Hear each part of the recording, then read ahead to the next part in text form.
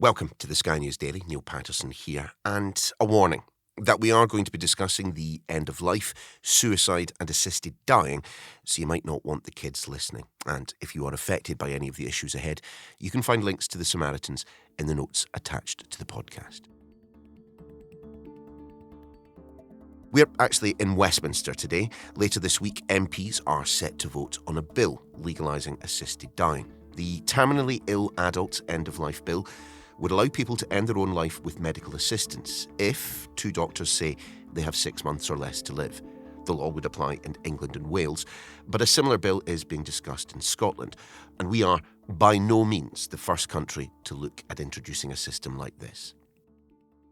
Ashish Joshi is Sky's health correspondent and freshly returned from Canada, about which more in just a second. Good to see you, Ashish. Yeah, you too, Neil. Let's just talk about the bill itself. Just explain what we are going to be seeing our MPs vote on this Friday.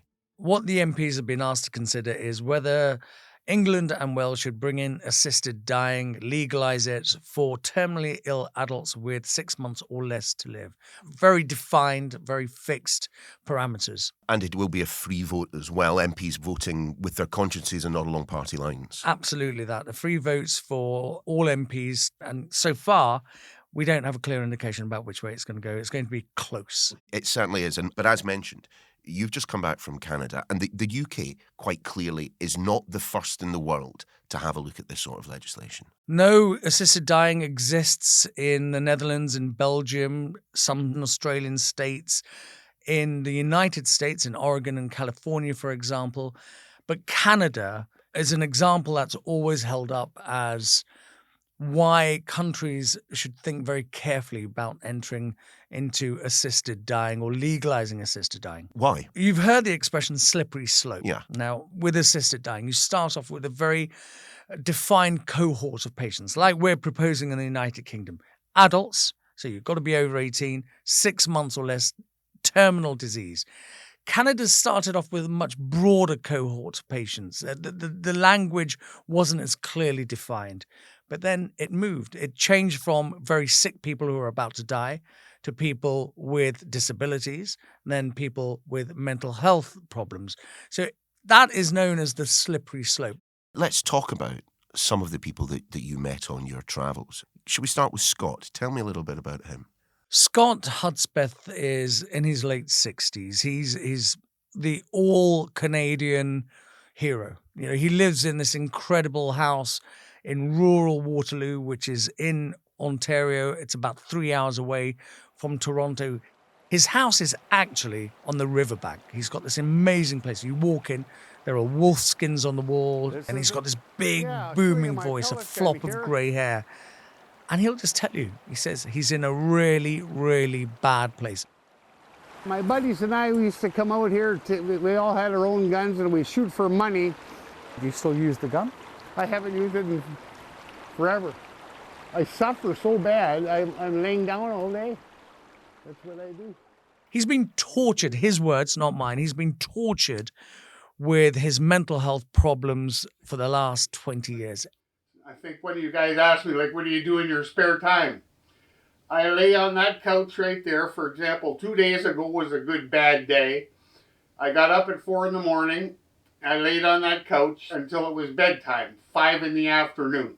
Couldn't get the mail, couldn't walk to the garage to put the garbage out, couldn't do anything. Just literally frozen with, I don't know how to describe it. I mean, I'm scared. I was terrified. He says losing his mum to suicide when he was a young adult, that was a really difficult time for him. So that's the first time he had an anxiety attack. And then it got worse and worse. And then later he lost his wife as well. Joan died 4 years ago. She had ovarian cancer spread throughout her body. She was given only a few months to live. She decided with the family that she would have an assisted death at home. And he talks in painfully graphic terms about that afternoon. My daughter sat on this side, I sat on that side. We both held her hands. Joan told her, yep, I'm ready. And we said our goodbyes, my daughter and I and everybody. And I remember feeling her pulse. And I remember feeling the last beat. It stopped, and I looked at the clock, It was 3:15 exactly. That was a difficult time for him, but there's no point does he say it was the wrong thing to do. MAID for Joan was the right thing to do. But Scott would not qualify for MAID under the same rules as they exist at the moment. Currently, the law only applies to anyone with a physical illness. Scott has anxiety, depression, mental health illnesses. So he does not qualify for MAID as it stands at the moment, but the law is changing. Scott will argue that his mental anguish is comparable to anyone who's in physical pain. He says he does not get a second's rest. What happens is sometimes it's a little bit more recessed in my brain, a little not at the foreground. And sometimes it moves to the middle of my brain, and sometimes it gets to the front. When it gets to the front, I'm almost always suicidal. Right now it's in the middle. But if I happen to walk up to you right now and put my hand on your shoulder, and I could transfer how I'm feeling in my head to you right now, you would either gasp or scream. That's how I'm feeling now. Has Scott sought treatment for the conditions that he faces? Scott has had what he says is every type of therapy. He's had all the drugs, the shock treatments. He's tried everything that is open to anyone who needs mental health treatment, and still has a cocktail of drugs to get through every single day. And he doesn't have any hope that a treatment will come along that will spare him the mental anguish and the agony he goes through every day. Used to go with lots of buddies and we'd fish. We'd float for, well, I went 200 miles on one adventure and camped all the way.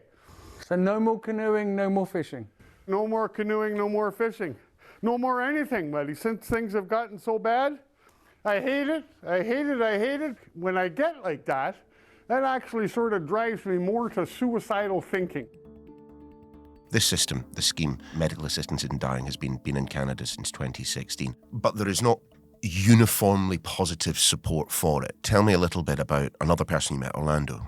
Orlando De Silva, a high-flying Ontario province lawyer. I kept him waiting for a long time. One of our interviews at Overrun in Canada, as you know, in the autumn, winter, it's cold. And he was sitting by the side of a ferry terminal just waiting for me. And I apologized for being late, and he reached into his bag and he pulled out 2 woolen beanies and he said, well, I thought you might be cold. This is for you and your cameraman. And I thought that struck me, the generosity of spirit. And we were on this ferry and he pointed at the downtown Toronto skyline, these gleaming skyscrapers. And he said, I work there. And he pointed to the tallest skyscrapers. And we're on the 47th floor, beautiful view of the lake here. I had everything. I'd look out over the water and I would just sink into this well of despair. That's because since he was a child, Orlando has battled crippling depression. He has struggled with it for so long. He knows it's coming. I have a condition called treatment-resistant depression, which means I've been on more than 40 different kinds of antidepressants. I've had 13 electroconvulsive shock treatments. I've been on ketamine, and nothing works. So the critical problem for me with this condition is that it escalates into a major depressive episode every 18 to 24 months. It isn't easy, it's a challenge, but he still managed to carve an incredible career in law. He is married with children. What he wants to see is a better healthcare system helping people like him instead of offering them MAID as therapy. It scares me to death. If it was available, earlier, I would have chosen it in 1994. I would have asked for it in 2002, in 2004, in 2008 when I attempted my suicide, in 2012, in 2014. And I'm alive because it's not available now. And because I failed in 2008. You want the pain to end, right? And the last thing you need is someone in a white coat who says, well, I see it's kind of rough for you. How about we help you end your life? Would you like that? Now, does that say you're worthwhile if you hear that? Does that say you have value? Does that contradict that voice in your head? Or does it reaffirm and confirm it? Just in terms of the population of Canada, the people of Canada, this has been a system that's been in for quite some time. Is there support for it? Do you know what struck me about Canada is how ingrained MAID is into everyday life. And I don't want to use the word normalized because death is never normalized, but they have accepted that it is the right of any Canadian to have an assisted death. They will talk to you about it was a great MAID party. A MAID party? Yeah, we celebrated the end of his or her life. All our friends came around. Canadians accept it is part of the healthcare system to have this option if you qualify to have an assisted death. You don't have people saying, oh my God, this should not be allowed and this should not be happening. But there are concerns about the slippery slope and where it started and where it is now. Ashish, you draw breath just for a second. When we return, I will be speaking to one Canadian doctor who works in medically assisted dying, who herself has participated in over 400 deaths. Stay where you are.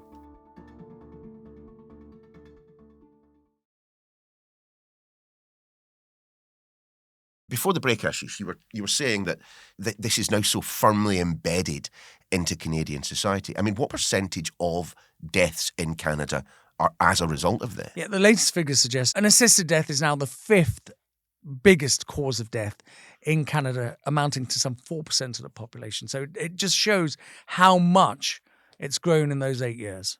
Ashish, I want to play an interview that I had with someone called Dr Ellen Wiebe. Now, she works in medically assisted dying in Canada. She has participated in over 400 of them. I want you to have a listen to this and tell me your thoughts afterwards. I began by asking her what led to her working in this field in the first place. I was a full service GP for 30 years, cradle to grave, including delivering babies and doing palliative care. I also all the time provided abortions.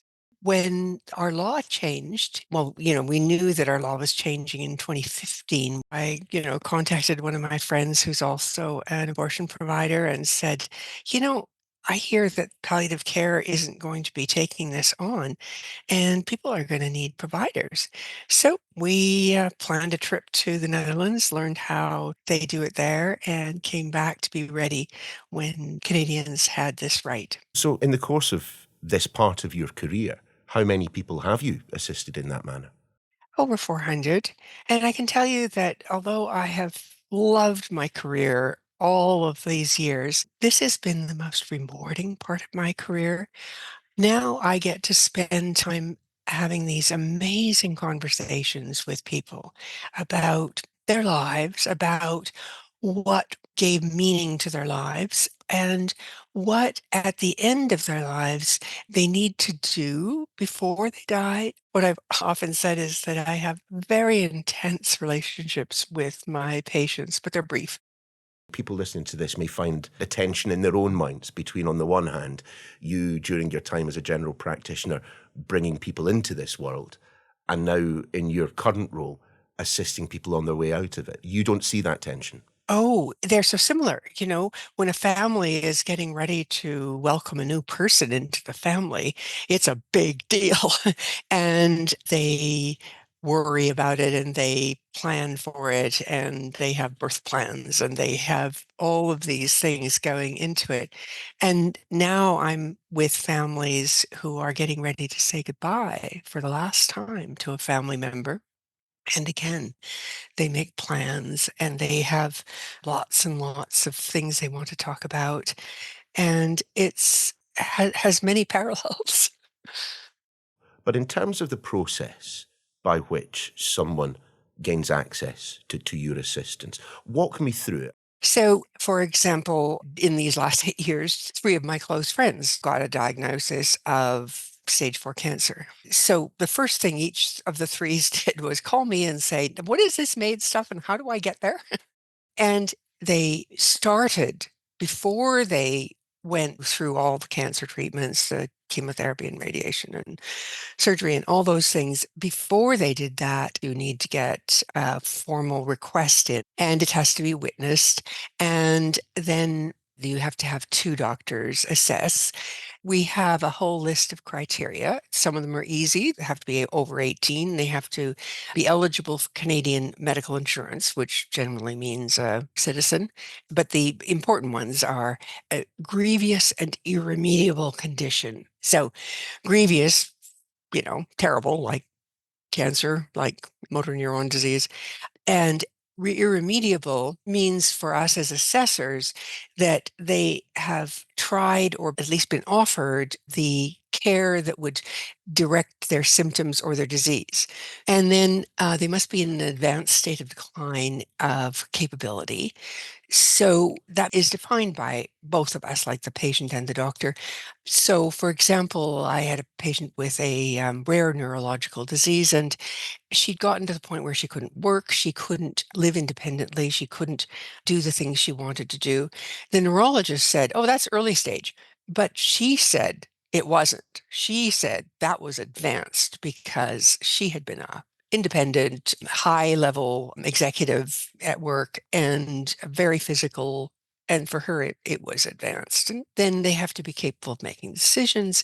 It means that they know what their condition is, what their prognosis is, what alternatives they have, and what the consequences of their decision is. So that's just like every other medical procedure. Have you ever struggled to make a decision Oh, one yes. way or another? Or indeed, have you ever, in your own mind, gotten it wrong, do you think?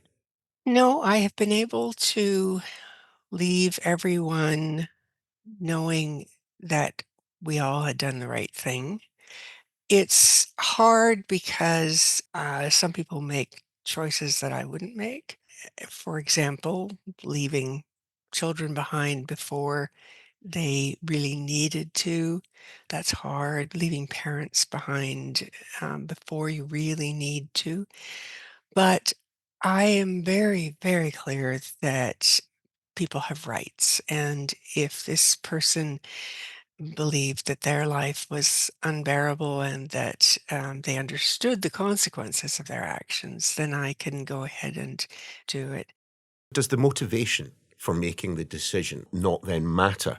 Just the capacity to be able to make the decision. The reason I say this is that there have been surveys of those who have gone through this process, before going through this process. And back in, I think it was 2022, more than a third of respondents said that their decision was, in part, informed by a feeling that they were a perceived burden on family, friends, caregivers. I mean, shouldn't we care about that? It's a really important part of our assessment process when somebody says that they don't want to be a burden. And it's fascinating. I can remember a man telling me this. He was in the palliative care unit, bedridden, needing total care.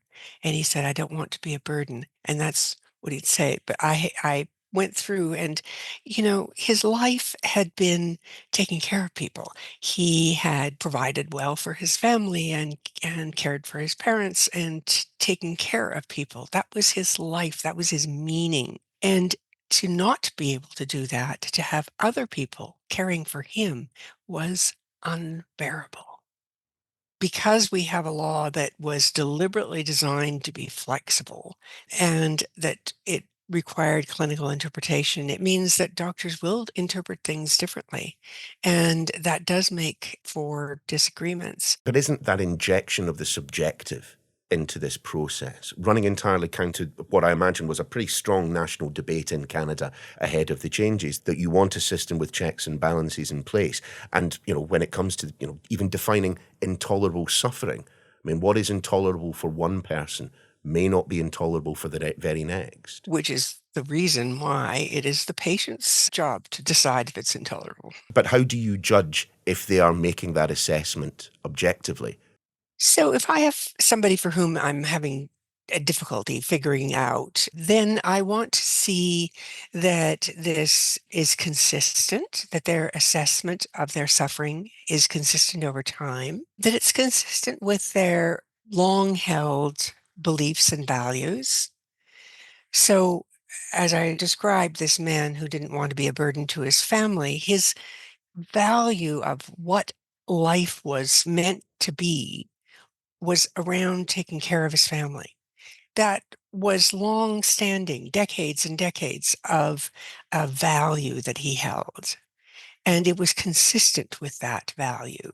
Those are the kinds of things that we look at, that it's never impulsive.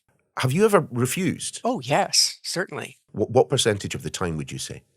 Oh, not very often, because by the time I see somebody, they know the rules generally. Most of my patients are referred through a MAID coordinating center, and they've already talked to a MAID coordinator who has explained things. They've read it on the website. So most people already know what the rules are and don't come to me if they don't qualify. But probably the most common ones that I have to refuse are ones who are suffering from a mental illness and nothing else, that their suffering is caused by the mental illness, because that's not allowed in our country, or they are too sick. Some people don't get around to making the request until they're actively dying. And I just have to tell the family it's time to just let him go. Ellen, are you spiritual? Are you religious at all? No, I'm not. Well, the reason I ask this question is that I suppose for many people who are, they look at someone in a position like you and suggest very straightforwardly that you are playing God, that you are making decisions that no human being should have, either in their hands or on their conscience. Well, I discuss spirituality with every patient. And so I've had this wonderful discussion with my religious patients. And one of them explained clearly, he said, some people say that this is playing God, but I say that when I had my surgery, when I had my radiation, when I had my chemotherapy, that was equally playing God, because I was asking doctors to extend my life. And now, when I'm finished all that, none of it's going to work anymore. I'm asking a doctor to shorten my life, and it's the same thing. Right, Ashish, I'm going to be honest. I found that a really, really difficult interview, because on the face of it, Ellen is a very caring individual. Mm-hmm. She is a doctor with decades of experience, but she is almost evangelical, I would say, about the manner in which she talks about assisted dying. Did you get that? Yeah, I did. I really enjoyed that interview, because it gave you an insight into how Canadians, and especially doctors like her, think. It was really important, the language. When she was describing MAID, she used words like flexible, it's open to interpretations, and doctors will define it differently. What came across in that interview more than anything else for me was the fact that she put the patient's wishes above and beyond anything else. I do wonder, though, on this side of the Atlantic, about the slippery slope argument and the complaints that people make in that regard, given that in Canada, I mean, the changes to the legislation that have taken place have been as a result of appeals to the Supreme Court. And that's why it's changed. In this country, we don't have that. It would need a change to the bill itself for that to take place, right? Correct. And Kim Leadbeater, the MP who introduced the bill, is absolutely adamant. I spoke to her after I came back from Canada, and I said, I'd really like to get your thoughts in Canada. And it was a robust defense of what she's proposing and how different Canada is. She goes to great lengths to explain that hers is a very defined set of circumstances. You have to be an adult, you have to have 6 months or less, and there have to be 2 independent medical assessments plus a high court judge. Now that, she says, are the most stringent safeguards applied to assisted dying anywhere in the world. And what's interesting is she said she looked at Canada very closely to make sure that whatever the UK does not follow the example of Canada. Yeah, but as Ms Leadbeater knows as well as any other parliamentarian, you can't bind Parliament. You know, if they pass this bill on Friday, and that is certainly by no means certain that they will, at some point in the future, you can amend legislation. You can allow greater access to medically assisted dying. And that's exactly why we have such a split among people, including parliamentarians, and they will keep talking about the slippery slope. Because what safeguards can you put in to make absolutely sure that it only stays limited to adults with 6 months? I suppose that the difficulty is that this is what's known as a free vote. You know, people are not being whipped along party lines. This is not a bill that is being put forward, in inverted commas, by the government. Yeah, when I started looking at this over a year ago, when I went to the Isle of Man and spoke to residents there because they were thinking about introducing it in that jurisdiction, it seemed to me to be only a matter of time before England and Wales would start thinking about it. It's happened a lot sooner than I think a lot of people had anticipated. At the beginning of this, I think there was momentum behind Kim Leadbeater, and I certainly think there was more willingness to think about change, but we've had some big interventions. The health secretary, Wes Streeting, twice coming out. We've had Shabana Mahmood talking about it, Gordon Brown. Justice Secretary, former Prime Minister. They're all talking about it in the wrong way as far as Kim Leadbeater is concerned. So that might have swung momentum back towards MPs who are still making up their minds, and that might swing it towards not passing. Just to conclude then, Ashish, I mean, some people are calling this a once-in-a-generation vote. As a result of what happens on Friday, people are going to be talking about this a lot more, if nothing else. And that's the best thing that can come out of all of this is the fact that we're more willing to talk about death, talk about palliative care, talk about the resources in the NHS. And one thing that struck me a few years ago when I was covering the pandemic, there was a doctor, a palliative care doctor, he said, we don't talk about death enough. Yeah. And I think that's changed, and that's only a good thing.